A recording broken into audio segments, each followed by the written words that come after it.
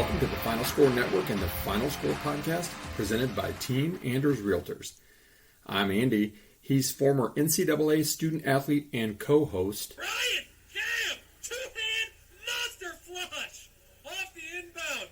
Ryan, Cam, slam, jam. Subscribe to us on Podbean, the Apple Podcast Store, Spotify, or anywhere you get your podcasts. Follow us on Twitter at TheFinalScore35 and TikTok at AGSpartanFan35. Oh, and one more note before we get started. I'd like to apologize to anyone I've not offended yet. Please be patient. I'll get to you shortly. Welcome into TFS 137. Week 1 is upon us, folks. It's finally here. We got a little appetizer this past weekend. It was a small one, but, it was something. We got some games in there, but this is the real deal now. Week 1, the whole shebang, full slate Thursday to Monday.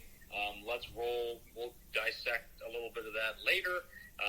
Go over week 0 as well. The few games that were played. Hodgepodge, and then talk a little golf, and with a sprint as we always do. Prayers down for our friends down south. Hopefully it doesn't hit too bad, the hurricane. It's not looking great right now, so hopefully it won't be as bad as they think. So you're in our thoughts. All right, let's get this rolling. Podium, I'll start as always. Florida documentary, Swamp Kings is what it's called. Untold. It's on Netflix. Just came out, I think, last Tuesday. We watched it from last Tuesday until Sunday. 4 episodes. Pretty interesting stuff. But I feel like they left out a lot of stuff. And they also show how weird Florida was and Urban Meyer was, but it was weird. They talked about 3 guys interested. Didn't talk about Aaron Hernandez at all, which I found very odd because obviously that's a situation in itself that has its own documentary, but I find that really odd that they hardly dissected that and then didn't talk about their other players getting arrested, some of the other weird stuff going on. They did talk about the cult-like kind of thing that Urban brought for them. I mean, he had no control over his players. It was just a wild story. I mean, it was basically like the University of Michigan South, with players getting arrested and it getting covered up by the university and the police not doing anything about it because of, certain people, attorneys and lawyers and whatnot covering for them because they play football in the South and they bring in money and we love Florida football. It literally just reminded me of Michigan with the Monty Smith thing, Harbaugh, all this garbage. And it kind of peeved me off. It was interesting. You should definitely watch it. I feel like they missed some stuff, but still definitely worth a couple hours of your time to sit down and watch that because there's some crazy stuff in there and some weird dudes, weird stuff. So give it a listen, but it made me think of Michigan, and that's why I podiumed that this week. All right, my podium. I came across this article today while I was eating lunch. Apparently, Matthew Stafford's wife, Kelly Stafford, has a podcast. I'm not really sure who listens to those, if that's NFL Wives or whatever. But hey, whatever. We got a podcast, and I'm not entirely sure who listens to ours. So more power to you. But she apparently had a pretty lengthy podcast the other day. And I wouldn't say she was really calling out her husband, but she called attention to the fact that he is really struggling with, as young as the Rams roster is, on how to communicate with the young people, Gen Z, I think, whatever, millennials, whatever you want to call it, whatever generation you're in, Ryan. I don't even know what it's called anymore. And it was just kind of fascinating, actually, because obviously there's pillow talk that goes on, and Matthew's telling his wife about some of the trials and tribulations about how when he was a rookie, people communicated. They didn't go bury their nose in the phone. They had ping pong tournaments in the quote clubhouse. They had pool tournaments. They played cards. They, sat around and shot the shit, whatever. And then now is as soon as practice is over, people are showered, their noses are right into their phones. If they're even around, they take off. And I just thought it was kind of interesting because that's really what I've been saying for a long time is our society, a microcosm of our society. And I think back to, she's like, Matthew will say, well, what am I supposed to do? Take their phones away? Yeah, I don't care if they're grown adults. Make some rules. Okay, I get it. They were high school kids, but Ryan probably remembers this. We had a rule with his very, very good 17U AAU team that when we were out together as a team, everybody's phones went in the middle. And we even did it for the parents. And if a parent happened to pick up their phone and it wasn't excused from the table as a potential emergency, that parent was stuck paying the bill. Like, there's a way to do it. There's a way to do it and monetize it and have fun with it. Like, you can't expect people to just change their ways when they don't know any better. So, Matthew, it's on you to teach them the right way to communicate. You need communication on the field. You need communication in the locker room. So do it. Like, Kelly's not wrong. It's a problem. I get it. It's difficult. But you know what? Like I say, if you want change, then freaking exact change. That's what you need to do. It's what we need to do with, stuff that boils up about COVID or elections or any of that political garbage, climate change garbage, any of that. If you want change, then do something about it. Sitting by, standing by, and doing nothing and waiting for it to take care of itself ain't going to fix the problem, Matt. If you want to have a decent team with the Rams, you better get these guys talking. All right, moving on we're moving it away from tee up for the football season, as we always do, and we're going to throw the flag.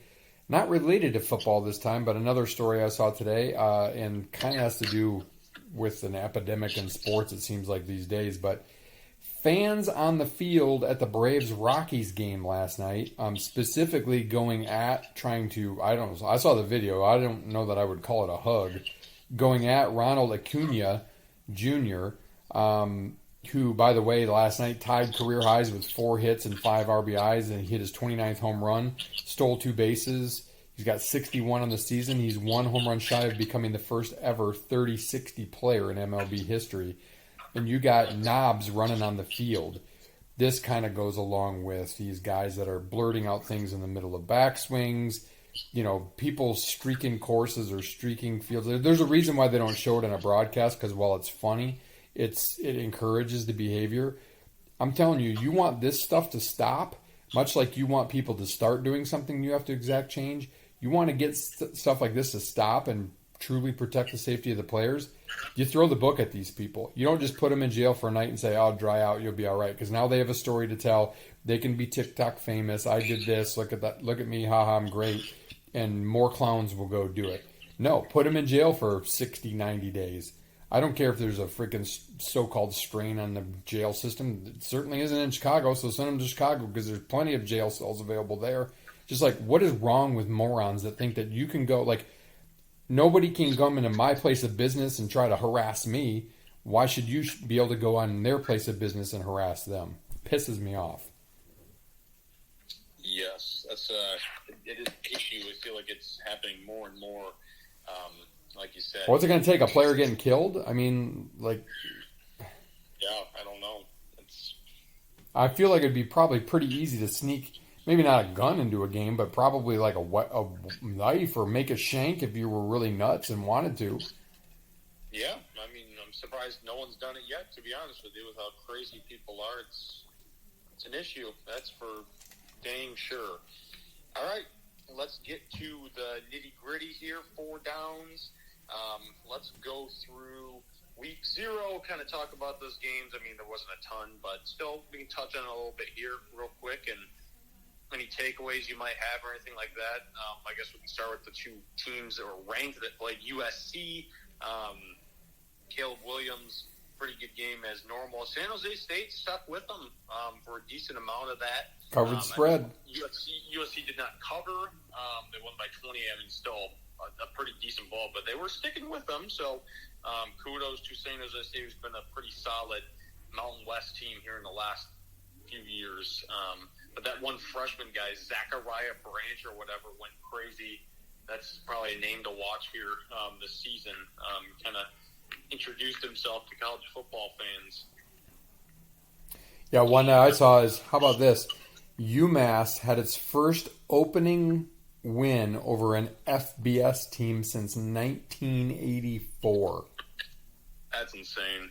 Beat New Mexico State, which is part of like what I thought was a slam dunk easy parlay. Well, there's a reason it was a buck to win 30 because it wasn't that easy, and that was one of them. UMass beating New Mexico State. So, yeah, I thought that was like probably the most interesting stat of the week. I mean, Notre Dame easily covered. Navy is A, not very good, and B, Notre Dame's probably pretty decent, and Notre Dame's got a very good run game, and Notre Dame ran all over Navy, and then, threw the ball pretty well too, so. Yeah, they did. He's the real deal. That guy's going to be a really good player for this season for Notre Dame, and they haven't had great quarterback play as of late, so maybe this is the guy to take them over the top. Who knows? Something about Wake Forest transfers, man. What was that? Something about Wake Forest transfers. Yep. Yeah, seriously. It's a good place, I guess. Breeding ground. Jacksonville State, first ever game in FBS. They got a win over UTEP. Rich Rod. That's hilarious that he's the coach there. What else we have? San Diego State hardly beat Ohio. Ohio's quarterback got hurt early, so that was kind of a struggle for them. Should be a decent team in the MAC, though. Louisiana Tech escaped Florida International. Nothing to write home about that game. Vandy only beat Hawaii by 7. Hawaii covered that. That's pretty good. Their coach said, "Yeah, I see what the line is. We'll be able to cover." And people are like, "Yeah, whatever, dude. You're Hawaii." And they did, so good for them, flying all the way to Nashville from Honolulu. Covered that. I feel like that's an easier first game on the road. Not that it was obviously a win, but then their typical, going to Michigan or elsewhere like they do lately. So, Vandy is, let's face it, not very good. I mean, if they can get 6-6, that's like a miracle season for them. So, Make a bowl game. Yeah. How did we do on our picks last week? I did terrible. You did. I went 2-5. You went 3-4. So well, not much better. Week. No, we didn't know much. Yeah, I didn't know much about those teams, so that didn't really help either. Game, week 0, it's weird. Whatever. I'm gonna let it slide. All right, you want to run through the ad, then we can do first down here. Yeah, we'll go to a word from our Big Ten segment sponsor, because basically second down is kind of going to be a mostly Big Ten segment as we go through college football season. Our sponsor, Norris Sports Group. NSG is a boutique agency of experts with 30-plus years experience in sports sponsorship, endorsement strategy, program assessment, contract negotiations, event activation, and post-campaign measurement. Learn more by visiting norrissportsgroup.com to learn today. All right. Week 1, you want to go through kind of the Big Ten games and stuff like that, or how do you want to do it? Yeah, let's go through Big Ten, and then if there are any other big, you may have them up in front of you. Ryan's remote, so. A couple decent games, but yeah, we can start the Big Ten. Thursday night is when it begins in the Big Ten. Nebraska at Minnesota. It's a fairly intriguing game, conference game. I don't know. I don't know what to expect out of Nebraska. Matt Rule, I think he's definitely a step up from Scott Frost. I don't think you get much worse than that. Minnesota breaking in a new quarterback. It's a home game for them. They always play on Thursday to start the season, I swear. But yeah, I don't really know what to expect from either of these teams, to be honest. I just saw a guy that started at LSU as a 5-star tight end, like one of the best tight ends of all time, ranked at 247, and then transferred to Georgia, did nothing, transferred to Nebraska. He just got arrested for burglary today. Nice. So that's probably not a great thing for Nebraska, having that distraction. But I don't know. It's kind of 50-50. But it should be fun. That's a good Thursday night game for sure. Minnesota's a 7-point favorite. Yep. Nebraska, look, coaches matter to an extent. See Nick Saban, see Kirby Smart, whatever. But I think more, a little bit in game prep, certainly in recruiting.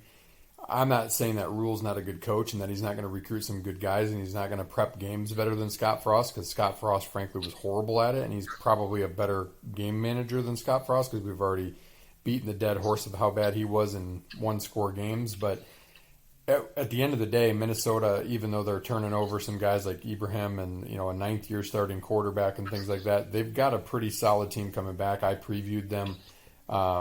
Nice Big Ten West game to start and get a leg up on the season.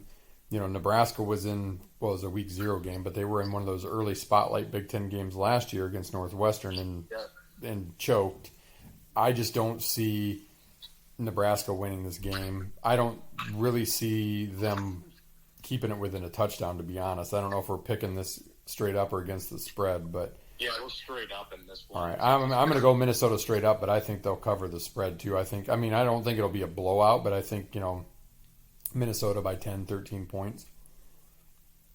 Yeah, I think it'll be fairly close, but yeah, I'm going with the Ghosts as well. I think that they'll get it done at home. Start off the season 1-0 in Big Ten play. All right, Friday night, lights, Spartan Stadium, the 100th year. Michigan State versus the Chippewas. Michigan State's a 14.5-point favorite. Have not named a starter for quarterback. They won't. Tucker won't say anything. Much like the Northwestern game a couple years ago, we know how that season started and ended, which was good. I'm not going to say that Michigan State's going to do that, but a much ballyhooed transfer running back then, a much ballyhooed transfer running back now, similar work ethic, similar styles, similar whatever. Quarterback questions. Then you had Russo, who was the transfer out of Temple, and then you had Thorne, who we were all kind of rooting for. Now you have Kim, who's the seasoned. He's not really seasoned. He has a little bit of game experience, but comparatively, the seasoned veteran is Hauser, who is the first highly touted quarterback recruit.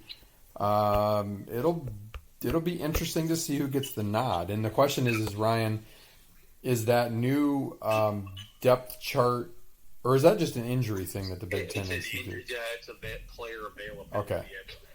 Okay, so that doesn't impact him making a decision. So I guess we got to get in the stadium early to find out.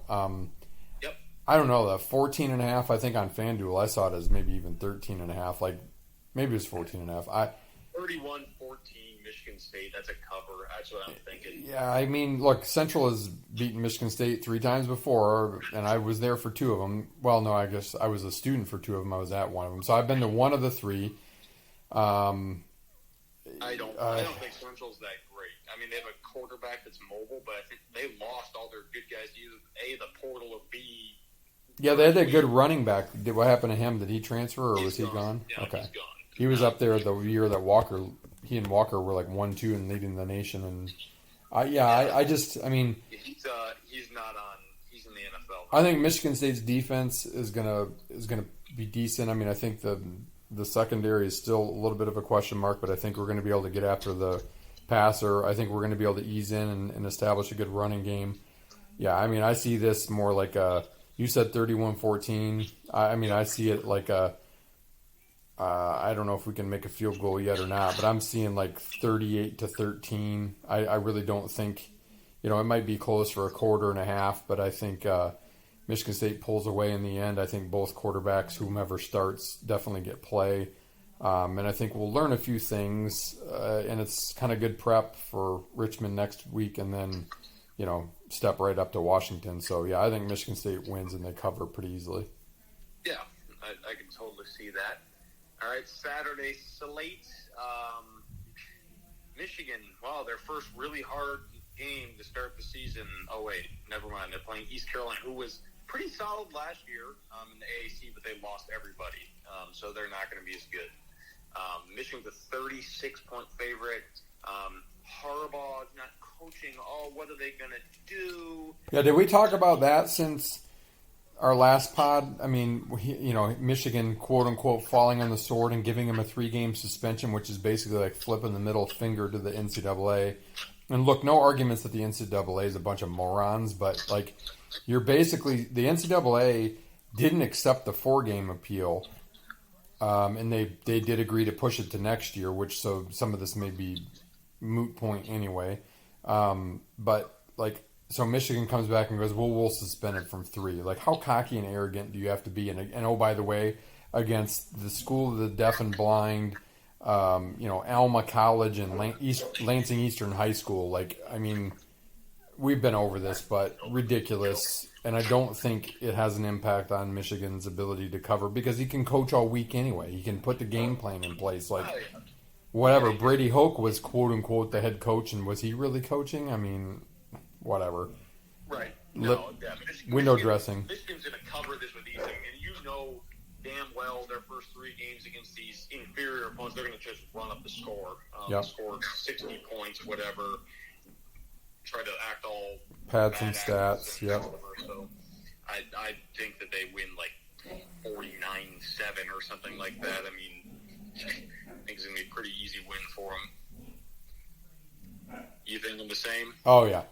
I mean, I'm not going to pick a score, but I had to on FanDuel to get him in my parlay. I had to pick spread, and I just don't think East Carolina. I mean, I think Michigan's going to put the pedal to the metal, and like you said, they're just going to try to blow teams out early and set a message and get style points. So, I mean, I could see like a 49-7, 49-3, maybe a 49-10, but they'll cover. Yeah, without a doubt. All right, Iowa versus Utah State. Pretty big spread in this, 25.5 points. Remember, Iowa barely scored 20 points last year. No way Iowa covers 25 points. You know why? They can't score 25 points. Right. I don't give a shit if Cade McNamara is their quarterback. They can't. Until they prove it to me, I will not bet Iowa to cover anything 20 plus. I would agree with that until proven otherwise. Now, I'm not going to say they can't do it, but there's no evidence at this point yet that they can. No, I'm going off of what I know, and I think that McNamara is an upgrade for sure. He's a better quarterback, but Brian Ferentz, if he doesn't average 25 points and they win 7 games, he's gone. So they better hope that they cover 25, but I just don't see it happening. I don't know anything really about Utah State, if they're good or not, but my guess is no. If Vegas is saying Iowa by 25.5, my guess is no, because they know they can't score. True. That's true. So Iowa wins probably by like 21, I think 3 Iowa touchdowns, but I don't think they cover. 24-3 or something like that. And I think at least one of those touchdowns is a defensive touchdown. Always. We can always count on that. All right. Purdue, Fresno State, pretty close spread in this one. Fresno State, that was Nevada, I think, beat Purdue a few years ago on like the opening night on like last second 60-yard field goal or something. Purdue, I don't really know what to expect out of them. Hudson Card's a pretty good quarterback, but what's the rest of their team going to look like? I have no idea. But I think being at home, Fresno State traveling across to West Lafayette, I think Purdue gets the win. I think it'll be 7 to 10 point window, but I think they get the win. Start off the Ryan Walters era, 1-0. Yeah, I mean, only a 4.5 point favorite. I think Purdue, as I did their preview, has a pretty decent back end of their defense. They got a couple players here or there. Card obviously is a good transfer in at quarterback. I think their defense is going to be ahead of their offense, so I think that's probably why Vegas put the spread low. I think Purdue wins, and I think they cover the 4.5, but I don't think they win by double digits. Yeah, I can see that. All right, we got Ohio State, Indiana next. Indiana has played Ohio State tough in the past. Always given them a good run. Indiana is going to be really bad. I'm sorry, Hoosiers fans. You're going to suck. And I think Ohio State just named McCord their starter today, said both are going to play. But Ohio State is has superior all across the board against Indiana. Maybe like kick returns, the only thing they're better at. Indiana is. So I think Ohio State, it's 30 points, but I think Ohio State covers it. I don't. Indiana's not good. Yeah, I saw 29.5 for the spread. Even breaking in a new quarterback or two, and the old saying, if you got two quarterbacks, you don't have one. But it sounds like they both were pretty competitive, and I think McCord gets the nod, but the other guy is going to get a chance. Like you said, Indiana does historically play Ohio State pretty well. Hoosier fans are going to be excited for about a half, and then it's going to just blow up on them, and I think Ohio State wins that by 30 plus pretty easily. Yep. I agree. All right, Wisconsin, Buffalo, 28-point favorite for the Badgers. I don't know anything about Buffalo. That's a pretty good spread there. 4 touchdowns. I think Wisconsin's going to cover it. I think they come out with something to prove. New offense. They're going to smoke them. Yeah, I did not see that spread. That one must not have popped up for some reason for me on FanDuel, which makes sense because I was trying to build an all Big Ten parlay, and I couldn't find some of the games, but 28 that's a lot for Wisconsin historically. But I'm going to put a little bit. I'm going to drink a little bit of the Fickle Kool-Aid and the Air Raid Kool-Aid, and with all these hotshot transfer quarterbacks that are in, a loaded receiving core, obviously a loaded run game, a line that's probably got to be better than last year, and a defense that may come along a little bit slower but will be good. Yeah, I mean, I think Buffalo traditionally has been an okay MAC team. They've made a couple bowl games in the last 5 years or so, but I think Wisconsin's hungry. They want to show out for jump around. I think they probably, maybe not by much, but I think they cover that spread. Yeah. All right, next one, a few left. Maryland versus Towson. This one was not on FanDuel, so I made my own spread. I just made 28. I think Maryland's going to cover it. Their offense should be pretty solid. Towson's an inferior FCS opponent. So Maryland by 29 or more in my eyes. Yeah, I would agree with that. Tulia will probably go crazy. Yeah, I think Maryland. That's not even going to be close. Yeah, I agree. If it is close, that's a problem for Maryland. Yes, no, absolutely. Three more here in the Big Ten. Penn State and West Virginia. In the past you'd say, West Virginia, this is a big game, whatever. It's like West Virginia's been down the last few years, and this year I think they're picked to finish dead last in the Big 12. Not going to be very good. Neil Brown's probably the hottest seat in America right now. Penn State at home, 20.5-point favorite. I think they win by 3 touchdowns. They're going to also be out for blood and style points because they want to prove that they're a top 5 team and they can get in the playoff and all this jazz. So, well, they don't play anybody else in the non-conference, honestly. And even though West Virginia is not supposed to be very good, it still is a big name. So, I think it's the first NBC night game for the Big Ten. Alara's a really good quarterback. He didn't get a ton of run last year, but he got enough, and he's got a lot of weapons around him. The 1-2 punch at running back. Maybe a little work to do at wide receiver, but I don't think 3 touchdowns is out of the stretch to cover for Penn State. So I agree. I think they cover that. All right. Illinois night game against the Toledo Rockets. Only a 9-point favorite at home for Illinois. Toledo, another sneaky good MAC team historically. They've been solid. I think that they still have this quarterback. His last game was Finn. I'm pretty sure he's pretty good. Jason Candle's a really good coach. They run a fun offense. I don't know. I just feel like Illinois, their defense is going to be very, very good. I think their offensive line is good enough to get them past, to be good, sufficient on offense. New quarterback Luke Altmaier from Ole Miss, pretty solid player. I'm going with Illinois to cover the 9-point spread here. I think they'll be close and they'll score a touchdown or field goal late to kind of put it away. And cover that spread. But Toledo, sneaky team to beat Michigan in 2008, which was hilarious. I remember watching that. But, they're a good program. But I think Illinois gets it done. Bielema is a really good coach, as we've talked about in past pods here. Yeah, I would agree with that. I think, 9 is good respect to Toledo. But I think at the end of the day, Illinois pulls away, like you said, they probably score a late touchdown. Maybe they get a pick 6 or something like that. I don't think they win by 20, but I think they win probably by 2 touchdowns anyway, and kind of get off to a good start in the 2023 campaign. Yep. All right, last one. For all you sickos out there, noon on Sunday on CBS, Northwestern versus Rutgers. Oh, welcome to Big Ten football, CBS.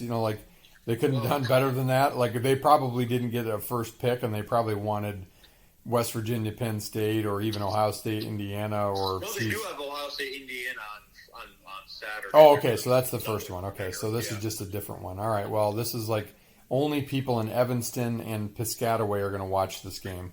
Yeah, what a boring game. I mean, the battle of the terribles. I think Rutgers is less terrible, and they win.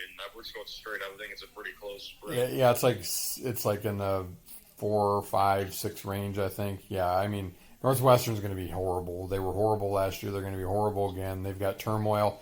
And watching that Gator thing showed me now, granted that was 15 years ago, but Do you really think it was any worse at Northwestern for people who watched that Untold, the Gator thing, than it was at Florida? I don't think so. I just think football coaches are crazy, and I think football programs are crazy, and I think football players are crazy. And the problem is you just have woke pussies playing football still these days, and if they don't get their way, then they complain, or they go in the portal. So, I don't know. I think Northwestern's a mess. I think Rutgers is probably going to feel really good about themselves when they thump them pretty good, to be honest. But I don't, I don't think either of these teams are going to do much beyond this game. That's for sure. Yeah. All right. Let's see what else do we have. Any other big games for the week? Yeah, we've got Utah versus Florida. Oh, a little revenge game. Thursday. That's a fun one. Yeah. Florida traveling to Salt Lake City to Rice Eccles.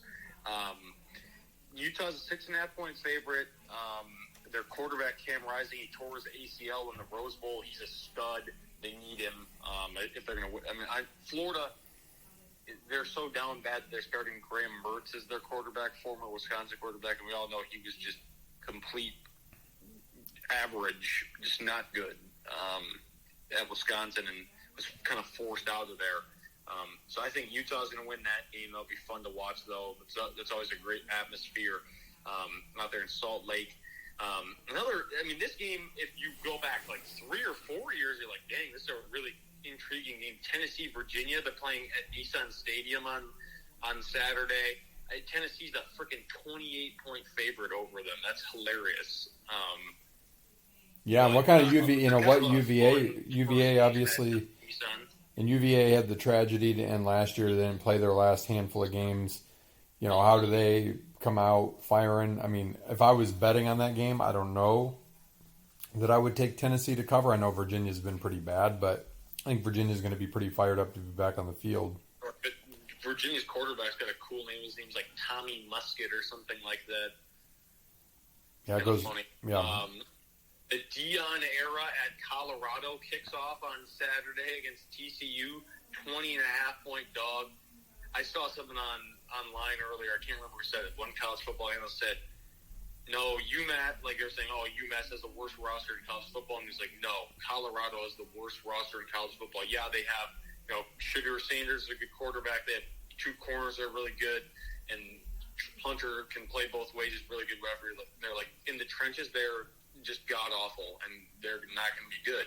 And I kind of think that, too. I think TCU's going to smoke them. It'd be kind of funny. Yeah, Neon Dion ain't coming out and playing wide receiver and defensive back for Colorado. I get it. Good coaches make a difference, but they make a difference with their recruiting and stuff, like I said. I don't. And I know TCU turns over some talent from last year in the national runner-up, but, I don't think Colorado's going to be bad this year. Yeah, I don't think they'll be good. Boise State, Washington, that's kind of a fun one.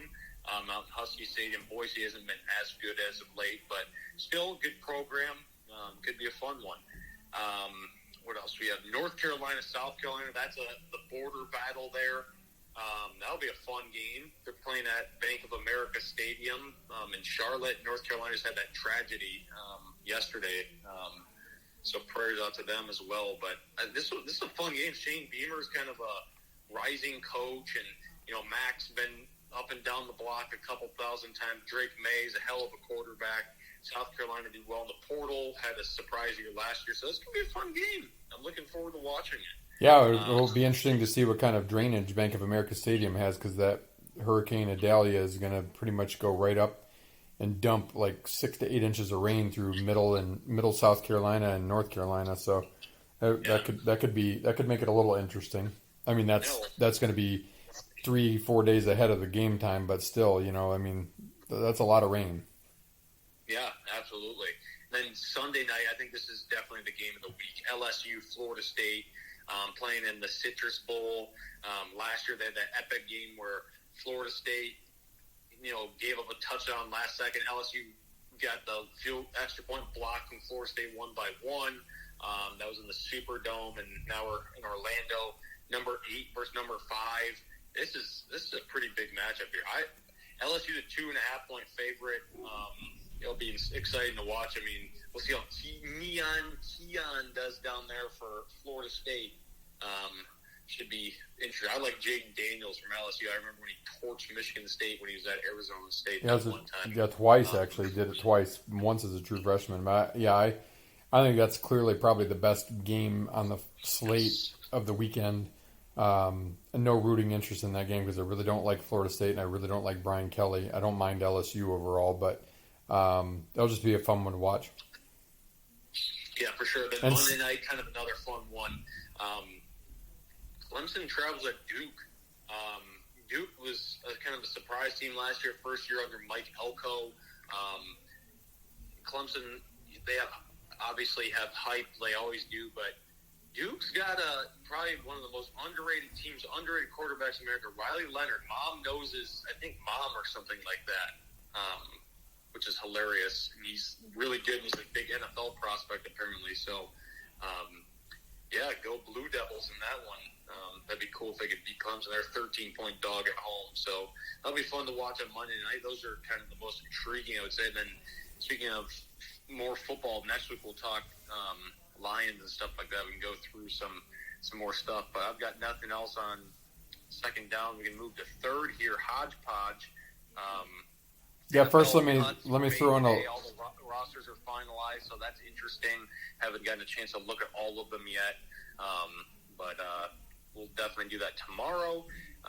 But we're only 9 days away from Lions-Chiefs, which will be a fun game to start off the season, see where the Lions are at, so I'm excited for that one. Coming up here very shortly. Let me throw in, before we get too much into Hodgepodge, a word from our presenting sponsor, Team Anders Realty. They'll help you find the home that best fits your needs and make the process simple and fun along the way.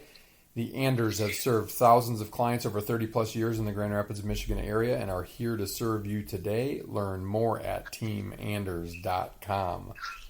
Ryan was looking through noteworthy NFL cuts. I know you said you haven't looked at it a ton. Let's see, I can give you a couple, if I can pull it up here. I was looking primarily for like Michigan State guys and, just some other big names that got cut. Obviously, cut down day was today by like 4 o'clock. I think rosters had to be cut from 90 to 53. So we're talking like 37 times 32 teams. So you're talking like 900 guys that got cut today. So it's a lot to wade through. Just kind of, a couple of bigger names that jump out. Arizona released Colt McCoy, and David Blau was waived, former Lions backup. Michigan State, Kendall Brooks, who was a free agent signing, right? He was waived, as was Jacob Slade too by them. Just kind of scrolling through this quickly. Falcons, probably the most notable that I've seen there so far is Jalen Mayfield, only because he was a third-round pick out of Michigan a couple of years ago. He's from Grand Rapids. Yeah, played at West Catholic. Catholic Central, sorry. I'm trying to think of, see if I see any other big names that stand out. I'm sure I'm missing a few. And Bradley Roby from the Saints, he's been a good bet. I saw he got cut. Craig Reynolds from the Lions got cut. That was very interesting. I don't know why. Interesting, because unless they're going to pick up another third back, I had kind of read that, with Justin Jefferson was right, who retired, kind of abruptly in the preseason, that Reynolds seemed to be kind of a lock, and he was a good locker room guy and a good between the tackles guy, good short yardage guy, as a third back option. But there's probably some good backs out there that they're going to be able to maybe look at on the waiver wire, or that were straight released that they could go after. I'm just going through. I know the Bears cut some notable guys. One of the quarterbacks they cut was DJ Walker. Yeah, the Panthers guy last year, who I think beat the Lions. Did he not? Yeah. I'm looking at the Bears right now. Let's see here. Yeah, I saw him, and then I saw somebody else that stood out with me with the Bears. It's hard because you're just like, I'm scrolling through this so fast, but he's probably the most notable. I didn't really see anybody else like that was shocking that got cut. I did see that Jonathan Taylor got put on the PUP list. I don't know if he's really hurt. They didn't like any of the trades that were offered, so he's being a bitch. He's more like psychologically unable to perform, not physically unable to perform. PUP list. This crap that they deserve. I get it, but it's like, dude, go out and prove it. Then, use this year as I'm going to show everyone that I'm the best in the league and I deserve this kind of thing. I'm going to sit out. I'm going to be a little baby. It's just ridiculous. And look, hey, credit to the Colts because, like I said, it's put up or shut up. If you want to change something, you can't be pushed over. And would he help? Yeah, he's a good running back. Would he help your rookie quarterback? Because assuming they're going to start Richardson as a rookie, yeah, of course a good running back would help. But hey, you need to send a message that you're not just going to hold a gun to our head about because you're unhappy with the money that you're getting or not getting, or you think your market's low. Fine, go. We'll find a trade partner. And I think Indy narrowed it down to 5 teams that they said that they would kind of allow for it. They're going to get something in return, so good for them. Good for them. And you know what? We talked about this a few weeks ago. Running backs are not the same value in the NFL anymore that they used to be. When the Barry Sanders days and the Emmitt Smith days and the Walter Payton days, they're just not. Their shelf life isn't very long. And a lot of guys can catch passes and are fast and can break tackles out of the backfield anymore. Right. Right, yeah. It's crazy. The way that it's turned out, but whatever, dude. I don't know. I thought I saw the Lions kicker from last year got cut by the Titans, maybe. Yeah, Badgley did. Yeah. Yeah, and the Lions kicker this year, who they re-signed from Jacksonville, wasn't very good in the preseason. So hopefully. And apparently, I saw some earlier said the Lions were shopping, looking at kickers for trades. I'm like, what? Why? What are you doing? This is a joke. This is a mess. They need Jason Hansen back off at retirement. Jason. I don't have really anything else in hodgepodge. I was just thumbing through. Let's see. I did have a couple of other notes. I was going to talk about the Northwestern athletes should watch Swamp Kings. How is what you had different? If you want to win, you got to work. One of the other things that I had was, of course, it can't be a podcast without LeBron in there, but I thought it was really funny that the James family spokesperson, so you couldn't be LeBron himself, revealed the cause for Bronny was an anatomically and functionally significant congenital heart defect, which can and will be treated. Okay, so a couple things there. Anatomically and functionally significant means that it should have been caught before. So basically, you want to cover for the fact that, because you're in the Biden's pocket, that the poke didn't do this to you. And I would be willing to bet my paltry salary for a year that this had everything to do with the poke. Because you don't have a significant congenital and heart defect that goes undetected until all of a sudden you have a heart attack at age 18 at basketball practice. I'm sorry, I don't buy it. These kids play more basketball than Ryan did at that age, and Ryan was playing easily 100 games a year. And then, of course, the statement says that he's going to have a full recovery and a return to basketball in the very near future. No way. No, I'm not going to say that that's not likely, but this is such a concocted bunch of bullshit that I couldn't go past it as much as I hate LeBron, because here's your chance to stand up for something and save other players who are just following what you're telling them.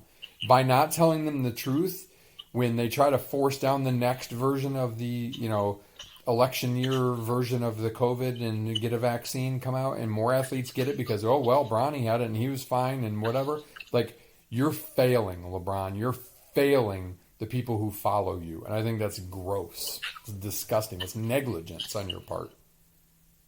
Typical. This came across my Bleacher Report. I thought you'd think this is funny. Here, 1 sec as I get it up. It says, CFB team penalized for hazing. Half of University of San Diego's team will be disciplined after alleged preseason hazing incident. What was the hazing? hazing? This hazing thing lately? Well, I'm telling you, it's crybaby, woke libtards who can't take hard work. I'm sorry. I'm going to call it what it is. Football is a cult. It's a cult by the way the fans are, both NFL and college, by the way. I mean, go hang out at a tailgate at a Bills game or whatever, or a Packers game or a Lions game. Like, it's weirdos, okay? Like, I love football just as much as anybody, but you've got to be a little screw loose to go at people as freakishly big and fast and strong as they are and you are, and smash heads, like with a piece of plastic and some padding between you. I'm sorry, you got to be nuts. So those who are complaining about hazing, now I get it. If you're getting like a broom handle shoved up your butt, that's not cool. Like, that's hazing to me, and that's unacceptable. That's just gross. That's beyond cult. That's just like perverted and weird. But like, oh, we made them stay up all night, or they had to do wall sits, or they had to do like physically taxing things, or they had to run till they puked. Like, you know what you signed up for. So if you're not winning, if you're not playing, get in the transfer portal like everybody else does. Like, stop whining about it. You know, you don't have to go crying to mommy because, shut up. Shut up. Yeah. All right. I don't have anything else for Hodgepodge. Let's talk golf here. Victor Hovland. He's the hottest man on the planet right now in terms of the golf world. Holy cow. Kind of reminded me of Cantlay with his runaway, when he had... Talk about a heater. Yeah. How's this for a stat? Season earnings for Victor Hovland, $33,512,235. That's $1,457,053 per event, $19,678 per hole, and $5,142 per shot. Wow, that's crazy. Look, he deserved it. Again. Whatever. What did he start? He was 8. So he was like 17 or 18 under, 19 under on his own. Like, it's not like he backed into it. Yeah, Scotty didn't play particularly well, but like Victor played really well in Chicago, and he continued it forward. And it used to seem like it was rare to win back-to-back weeks, but Lucas Glover did it, and then Hovland it's impressive. Because some of the things that he couldn't get out of his own way about are the things that he did really well in the last 2 weeks. Like he's improved his chipping. His putting's gotten better. He can hit the snot out of the ball. He hits fairways left and right. He's 25 years old. That's a guy that can contend in majors for a while and be around for a while. It's just a matter of actually doing it. I think he has that confidence now because he had 3 really big wins this year. Won the Memorial, won the BMW, won the Tour Championship. So he's got it. He won a lot of money. Good for him. He dresses like a kindergartner, but wears weird clothes. Yeah, it's like a kindergartner with his primary color, big weird shaped stripes on his shirt. Like, dude, I get it. You're from Europe, but like, that's not even fashion. That's like you pulled it off the discount rack at Walmart. Yeah, kind of weird. But shout out to Xander Schauffele. He also was 19 under in that event. That dude balls out at East Lake. Oh, yeah, he does. You wonder what the course changes are going to do. Like, are they going to Xander-proof the course? Because he has shredded the place over the last few years. And I know that as soon as basically the tournament was done, they were digging that place up and like they did the Memorial a couple of years ago or whatever. So it'll be interesting to see the changes. I really like that course. I would love to play that. A good classic Donald Ross course. Yeah, he's hot going into the Ryder Cup, and Europe is looking really good. We were originally going to do the pod last night, didn't end up doing it. We were going to do our Ryder Cup picks and whatnot, but we got the final captain's picks today. So, without further ado, if you don't know the roster, automatic qualifiers: Scotty Scheffler, Wyndham Clark for the USA, Brian Harmon, Patrick Cantlay, Max Homa, Xander Schauffele. Captain's picks were Jordan Spieth, Ricky Fowler, Brooks Koepka, Colin Morikawa, Justin Thomas, and Sam Burns. Spieth, obviously, he has a lot of experience. He's been good in Ryder Cups. Ricky, he's had a good season.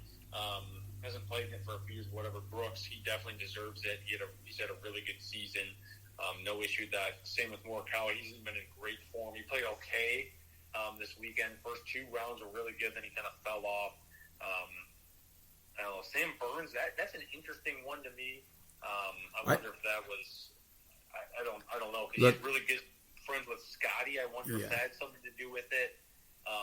And I don't think he's ever played in the Ryder Cup, so that's interesting. JT, that was the biggest question mark. He did not have a good season, and he finds his way, which I'm not going to argue with it because he's played well in the Ryder Cup in the past. He has experience, and he was playing a little better toward the end of the season, so I think he's carrying momentum in, and he can be a good leader and whatnot. But the funny thing is, Fred Couple said in July on PGA Tour, SiriusXM, Cam Young is going to be on the team. How do you think he feels? Yeah, well, it wasn't his choice, right? Like, I look at this and look, you could argue that, yes, Burns friends with Scheffler, and I'm telling you, there is something about not just having the best guys, because arguably the U.S. most years, not all the time, most times there's a Ryder Cup, arguably top to bottom, the U.S. probably has a better overall world ranking, but that doesn't always translate to wins. And I think that camaraderie and guys that can get along, like in the pairs matches and things like that, that matters. That's why JT made it. Like, he's 6-2-1 in his Ryder Cup, and he gets along with those guys. Those guys are, they like JT, even if maybe he doesn't play as much until they play the singles matches. Like, if they decide not to do that, like, having him around will make a difference. And honestly, okay, let's look at it. So guys that did not make it. And by the way, I thought this was kind of funny. I watched like the announcement. Zach Johnson referred to Sam, JT, Morikawa, Spieth, and Ricky as Mr. Sam Burns, Mr. Justin Thomas. Did not call Brooks Koepka Mr. I'm going to only presume it's because he plays in the Live Tour, maybe. I just thought that was super interesting. I don't know if anybody else caught that or saw that. I just thought that was kind of interesting, but whatever. I have no qualms with Koepka, because honestly, I think Koepka wishes he was on the PGA Tour, to be honest, and he's a big play guy. So I don't know how much he really adds to the camaraderie per se.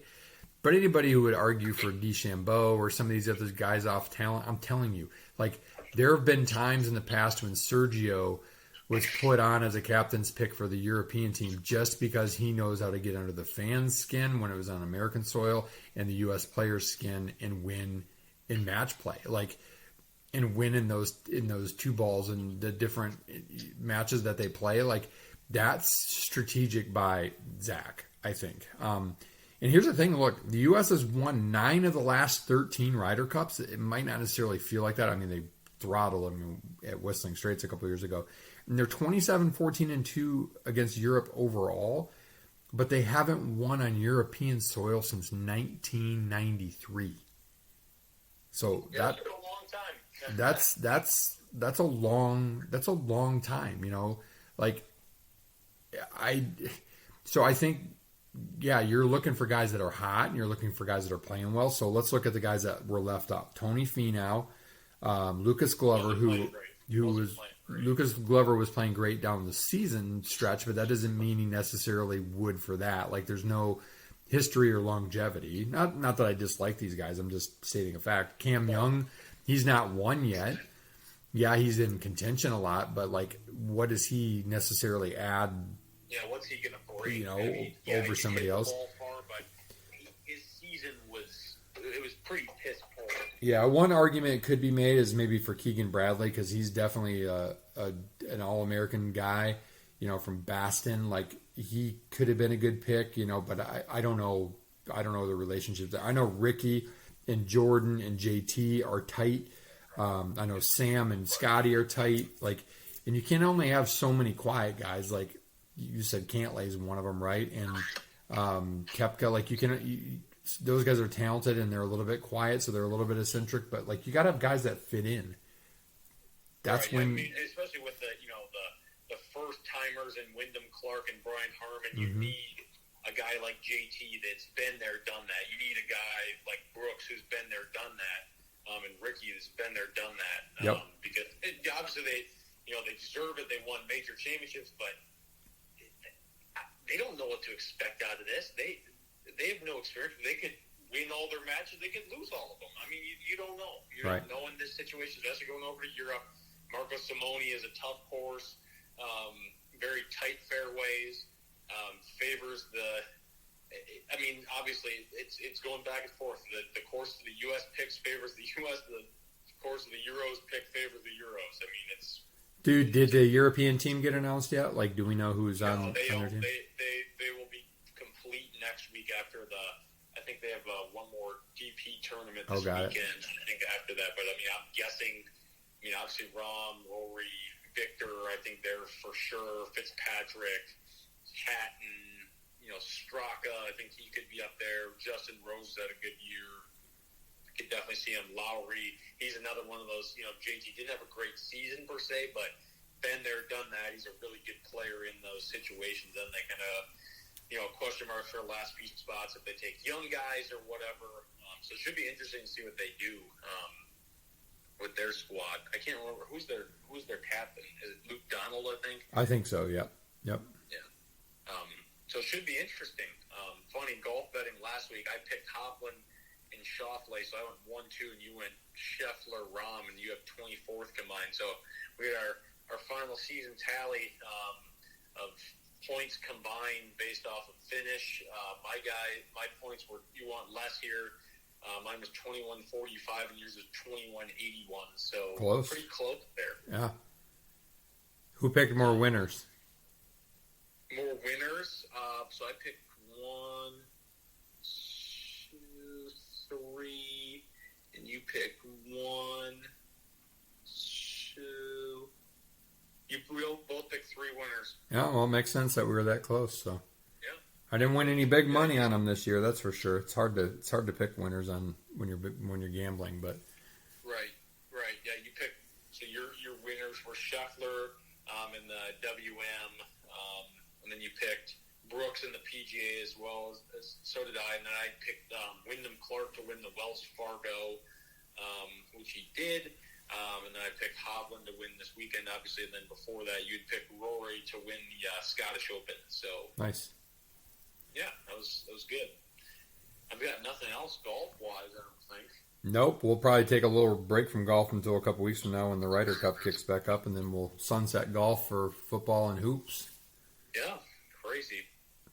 Time is flying by. All right, let's finish with a sprint as we always do. All right, number 1. Is the President's Cup even close to the Ryder Cup? I don't think so. I just don't think it has it's got the same idea, obviously, but I don't think it has the fuel or the passion, Europe against the U.S., that it does world against U.S. I don't think so. Yeah, no, I agree. All right, MSU breakout offensive player. Oh, man. The obvious would be like Carter, but we expect that a little bit. Mosley, to an extent, we expect that a little bit. So I got to go somewhere else. I'm going to go with this, even though my gut tells me every year we talk about like we're going to have a breakout season from a tight end. But I'm going to go with Carr and say that he's going to have a breakout at least first game, because I think that whomever the quarterback pick is, or both of them play equally or whatever, he's going to have to be a safety blanket, and he's a stud and he's athletic. And the other guys are obvious to me, and he's less obvious. I'm a little hesitant because Michigan State hasn't had a great consistency at tight end since Josiah Price, but we'll see. Yeah, I'm going to go. That's a good pick. I'm going to go Montorie Foster. I think he's going to be really good this season for Michigan State. All right, next one, breakout defensive player. Oh man, you know the roster better than I do because you did the picks on them. I'm gonna go with that freshman linebacker. Jordan Hall. Yeah, I think the more I've been reading kind of a little bit lately is people are saying we're probably going to be better off at corner than you expect, and there's some decent depth there, and safety is going to be pretty solid, but that linebacker is a little bit more sketchy. I mean, you got Cal Halliday, and you've got a couple of guys, but like who else is going to step up and who can be athletic enough to take on tight ends and stuff like that, which could be a weakness for us. So I'm hoping that he's going to be the guy. So I'm going to go with him, which is rare for a freshman. Yeah, I like that pick. I'm going to go with a young guy, redshirt sophomore, Derek Harmon. I think he played well last year, and I think he's going to be a stud this year, all Big Ten level performer from Michigan State. All right, last question. Who has the best French fries? Oh, man. Fast food you talking about or anything? Hey, whatever you want. Whoever you think has the best. Ooh, yeah, man. Arby's has the curly fries that have the seasoning on them. Wendy's, when they switched to their fries a few years ago that have a little bit more of the potato skin, those are good. I think Burger King fries suck. Love the Whopper, probably my favorite burger to be honest, but their fries are awful. But